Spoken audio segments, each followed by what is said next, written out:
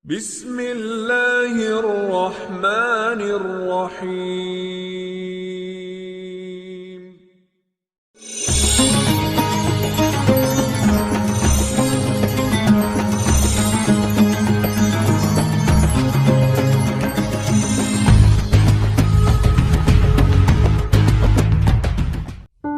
Alqamah seorang sahabat yang sangat taat.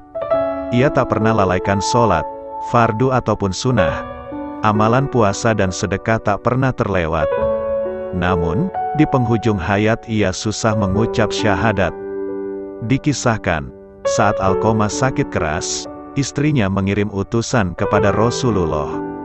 Tujuannya memberi kabar bahwa suaminya sakit kritis dan sepertinya sedang menghadapi sakaratul maut. Begitu menerima kabar, Rasulullah langsung mengutus Ammar, Bilal, dan Suhaib untuk menjenguk Alqamah dan mengajarinya mengucap kalimat tauhid, La ilaha illallah. Namun, lisannya keluh tak kuasa berucap. Akhirnya, mereka kembali memberitahukan hal itu kepada Rasulullah. Beliau bertanya, apakah di antara kedua orang tuanya masih ada yang hidup? Disampaikan kepadanya, ada wahai Rasul, ibunya, ia sudah sangat sepuh. Rasulullah meminta, temuilah ibunya, sampaikan, jika engkau masih kuat, datanglah kepada Rasulullah. Jika tidak, diamlah di rumah, dan Rasulullah yang akan menemuimu. Singkat cerita, utusan Rasulullah pun bergegas menemuinya. Setiba di hadapan ibunda Alqamah, sang utusan menyampaikan pesan tadi. Biarlah aku sendiri yang menemui Nabi. Aku lebih berhak menemuinya, jawab ibunda Alqamah. Dengan bantuan tongkatnya, ibunda Alqamah pun berangkat menemui Nabi Muhammad.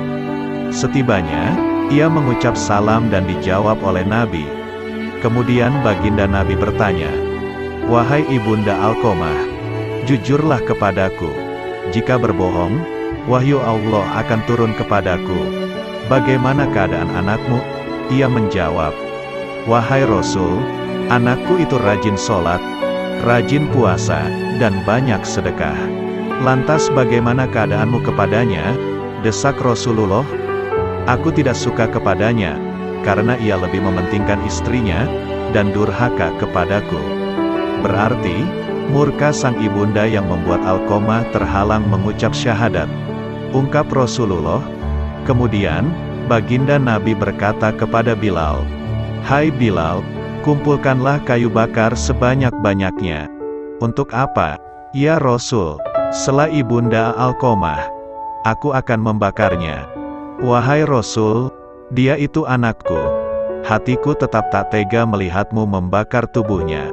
Apalagi dilakukan di depan mataku sendiri. Rajuk ibunda Alqamah, wahai ibunda Alqamah, azab Allah itu lebih berat dan lebih kekal. Jika kau ingin Allah mengampuninya, maka ridhoi dia. Demi zat yang menggenggam jiwaku, sholat, puasa, dan sedekah Alqamah tidak ada manfaatnya selama engkau masih murka kepadanya. Kata Rasulullah panjang lebar. Wahai Rasulullah, di hadapan Allah, para malaikatnya, dan seluruh kaum muslimin yang hadir, aku bersaksi bahwa aku meridhoi anakku Alqamah. Iqrar sang ibunda. Kali ini, Nabi Muhammad kembali memerintah Bilal. Hai Bilal, pergi dan lihatlah Alqamah, apakah dia sudah bisa mengucap la ilaha illallah atau belum. Siapa tahu ibunda Alqamah mengucap sesuatu yang tidak sesuai dengan isi hatinya karena malu kepadaku. Tak berpikir panjang, Bilal pun menuju rumah Alqamah. Dari luar rumah, dirinya mendengar Alqamah mengucap la ilaha illallah. Setelah itu Bilal masuk ke dalam rumah dan menyampaikan, wahai semua yang hadir, sesungguhnya murka sang ibunda lah yang membuat lisan Alqamah terhalang mengucap syahadat. Setelah ibunya ridho, barulah lisan Alqamah ringan mengucapnya. Pada hari itu juga, Alqamah menghembuskan nafas terakhirnya. Tersiar kabar kematiannya, Rasulullah pun hadir bertaziah.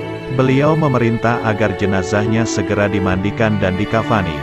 Usai dikafani, bersama para sahabat, beliau mensolati jenazahnya. Pada saat pemakaman, Baginda Nabi Muhammad berdiri di pinggir lubang kubur dan berpidato, "Wahai kaum muhajirin dan ansor, siapa saja yang mementingkan istrinya daripada ibunya, maka laknat Allah, para malaikat, dan seluruh manusia adalah untuknya. Allah tidak akan menerima kebaikan dan keadilannya kecuali ia bertaubat kepada Allah, memperbaiki sikapnya kepada ibu, dan berusaha mengejar ridhonya. Sesungguhnya ridho Allah berada pada ridho ibu, murka Allah juga berada pada murka ibu." Dari petikan kisah di atas, dapat ditarik beberapa pelajaran. Alqamah ialah gambaran seorang yang mementingkan istri, tapi lalai memenuhi hak orang tua. Alqamah seorang yang taat beribadah, sholat, puasa, dan sedekah, tak luput ditunaikannya. Namun, sikap buruknya pada sang ibunda membuatnya terhalang dan berat mengucap syahadat saat sakaratul maut.